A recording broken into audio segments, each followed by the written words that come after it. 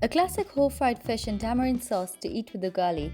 Make some slits on the fish and then season with salt and lemon juice. Coat with Pembe home baking flour to give it that extra crunch and then deep fry until it's nice and crispy on both sides. To make the sauce, heat oil in a pot and then add chopped onions. Cook until softened and then add chopped ginger and garlic, green chillies and coriander stems. Stir and then add tomatoes, cumin powder, turmeric powder and salt. Let the tomatoes cook down properly and then go in with tamarind sauce and water. Let that simmer for just a little and then add the crispy fish into the sauce. Coat it nicely to get all the flavor in and then garnish with coriander leaves. For the ugali, bring some water to a boil and then add in Pembe Maize Meal a little at a time as you keep mixing.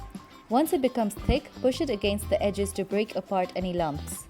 Cook for 5 minutes and then serve it with the delicious saucy whole fish.